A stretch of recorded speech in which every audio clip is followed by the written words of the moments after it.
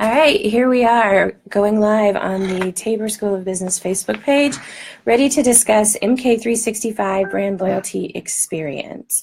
So this is Carrie, and I'm here with Professor Podesky, and we're going to go through what the details are, what the class entails, what the process is for signing up, how much it would cost, and what you can expect to do as a part of this class.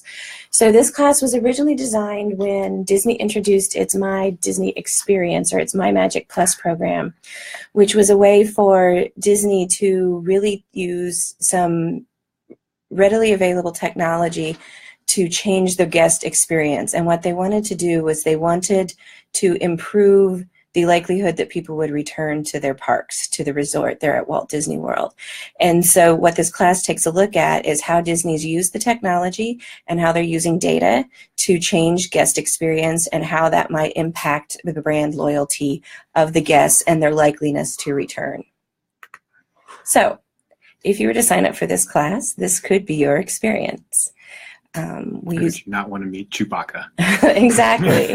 You can make new friends. It's very tall, very hairy friends. Needs a shave. He does. So the course is a 1-credit course, and it's taken in conjunction with MK363, which is the Brand Loyalty Through Digital Media class. The prereq for that is Principles of Marketing, MK200. This course is a required course for all of the digital media marketing majors, minors, or those of you who might be pursuing a certificate. The other route you can take to get to this 1-credit course is to take IS 470, Business Intelligence and Big Data. It's also a 3-credit class. The prereq for that is IS 120. This is a class that's required if you're pursuing the data management concentration as an IS major or the certificate program. One piece I would mention is that if you are someone who has already taken either one of these classes, you can take the MK365 Brand Loyalty Experience course, this 1-credit course that goes to Disney, as a standalone if you've already taken either one of these classes prior to this fall. So just exactly what do we do? As Carrie mentioned earlier, Disney's introduced this mobile app. A lot of this relies on RFID technology. So this is the same technology that's used if you've ran a 5K recently, or you have an iPass to go through tolls, or to make sure that we don't steal things when we leave Macy's. So we get to look and see just exactly how that technology works. We bring in a guest speaker where you get to see the technology work live. And in addition to that, this fall we're incorporating a new piece where over the summer I'm going to be building RFID kits that hopefully Carrie and I are going to get to make use of all those magic bands that we've collected over the years and actually get to try to code some of them and build some test cases inside the class. So just exactly what are the course goals that you'll be achieving here? So definitely learn how to use the app, see how RFID is advancing the organization's mission, right? So technology typically either saves companies money or helps them drive revenue. So exactly how is that being used? Also, there's a lot of privacy issues. If I've got this band on and people are tracking where I'm going in the parks, what does that mean? And how do we wrestle with those ethical issues with technology? Also, one of the pieces you'll learn from a technical side, and not too technical if that scares you away, but learn how to build a website using a content management system, WordPress specifically, that you will get the opportunity to build a site to publish your findings, your park research, and also a mock itinerary for a family who's planning on going to Disney within the next 12 months. That can be a standalone, though. We have to figure out how to integrate that into other social media platforms like Twitter specifically and Instagram that we'll take a look at as part of the class. I mentioned the prerequisites earlier, but just as a reminder, if you can co-enroll in either MK363 or IS 470. Again, if you've already taken these classes within the last year or two, whenever, as long as you've taken those 2 classes, you could also register for the 1-credit travel component. So again, this could be your experience. And what you see here are our students from the last iteration of this class in January of 2017. And they completed everything they needed to complete at Disney's Animal Kingdom to become wilderness explorers. And what the students are doing when they're on the ground in this case is really that last piece that RJ mentioned from the goals slide. And this was one of the things we didn't really articulate, which is that your performance learning piece for this class is to work with a client family and help that plans to go to Disney sometime soon and help them create an itinerary for their trip. So while you're on the ground and you're having this experience, we've got it structured so that you can design an itinerary for the family during the fall when we meet, because we start meeting on Thursdays in October. And then in January, you get a chance to actually test out your itinerary to see, really put your plan into action and to see if what you thought would work really well. One of the things that comes up over and over again for people who've not been to Disney yet is how they're surprised by how big it is. And so often part of testing your itinerary is seeing whether you've scheduled things too tightly, too close together, whether, maybe you have a family with small children, can the little legs of their little kids actually get them everywhere they need to go at the parks. So it's a packed week. We leave before the crack of dawn on a Monday morning out of Chicago Midway and get down to Orlando's International Airport, usually around 10 o'clock in the morning. And we hop on Disney's Magical Express, get to our resort, drop off our carry-on bags, make sure we're changed into appropriate clothes for the parks, because with any luck, it's, easily 40 degrees warmer in Florida than it is in Chicago. At least. And then hopefully by that Monday at noon, we're in Magic Kingdom and you are hitting the ground running, testing out that itinerary.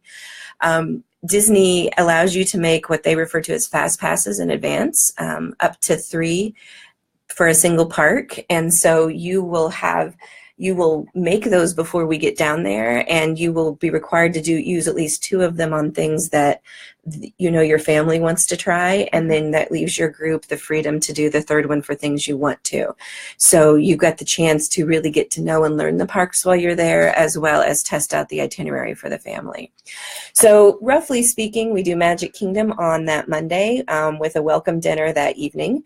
You'll be exhausted because you'll have been up all day and you'll have been walking all afternoon and into the early evening, and we will feed you full of food on Monday evening before we all get on a bus and finally get back to our resort and see what our rooms look like. Yeah, if you leave hungry, you're not doing it right. Yeah. And we want to hear about it because that means we've messed up too. Then generally speaking, we have a day at Epcot. We incorporate at least a combination of tours and classes, at least 2. And so those usually can be split, half days. It's possible that Tuesday will be a class in the morning and then Epcot instead of full day at Epcot, but nonetheless, on Wednesday is likely to be a class or a tour, and then the afternoon and evening at Hollywood Studios.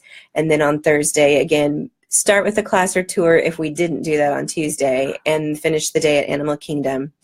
And then Friday, you will have the morning and the early afternoon to do as you choose. There may be elements of your itinerary left for you to choose. There may be things you as a group just want to do for fun, but we'll fly home Friday evening, but that'll give you the chance to go to Disney Springs or go back to the Disney parks in that morning and that early afternoon. And then usually right about 5 o'clock, we load up in a Disney Magical Express bus, sadly head back to the airport, get on the airplane and fly back into Midway. And then the week, is that the first week of class that semester? The date might be off a little bit, but it's not the week before class starts. There'll be a gap week between when we return and when class starts. So whatever the first week of class is, we probably need to update slides. But regardless, it's the first week of class. That's probably about right. But you'll do digital presentations. You'll give us some feedback about about how things went. You'll have some feedback that's your actual itinerary will be due to your client family. And generally speaking, there are some prizes and treats along the way. So unfortunately, you can't go for free. It does cost a little bit of money to go. Our travel package is at $1,650. You would be required to put down a $500 deposit before the end of the spring semester, and then the difference of that, the $1,150, would get put on your fall tuition bill. The good part is, and I think this is in the next slide, is that $1,650 includes just about everything. So we want to make sure that that's including your airfare. It includes 4 nights lodging on Walt Disney World property. So you're immersed in the entire experience of being on property for the entire week. Even though our itinerary shows that we're in 1 park per day, we do have park hopper passes. So that does allow you flexibility to go to other parks if time allows. It includes Disney dining plan that gets you 8 counter service meals, kind of quick service, if you will, and 4 snacks. But like Carrie said earlier, we've got that welcome dinner. It's possible we may have another dinner included as well as part of a fireworks package. Your tours are included. We've definitely built in some surprises into the travel package. Certainly we can't tell you what those are. We also try to make sure, because of Disney's PhotoPass service, we also work to get you a photo book at the end of the experience, so you have a memento about the entire experience you've had. So really your only additional out-of-pocket fees are maybe some snacks at an airport, and then whatever your wallet's appetite is for souvenirs. So that kind of helps you plan in terms of travel, lodging, and meals. That $1,650 includes just about everything. One of the things we don't have on here, because we don't have anything set in stone yet, but something that we tried to introduce in the last iteration of this, was a chance to meet up with some Milliken alums that work for Walt Disney World Corporation, and so we will be trying to do that again, and as well as this class may be offered with some mentoring possibilities from some students who took the class before. Mm-hmm. So every time it's always a little bit different. We're trying to add things, but what you see there on the screen are the things that will definitely be included. All right, so what do you do if you're dying to go to Disney with the 2 of us? You need to make sure that when it's time to register for classes for fall, that you get signed up for either MK363 or for IS 470. Or if you have previously taken those 2, then you can just jump right to step 2, which is to get the travel contract. Both RJ and I will have copies of it in our offices, and you will be able to pick them up also at 122 University Commons for the Center for International Education. Even though this is not an international trip, travel contracts still get handled out of CIE.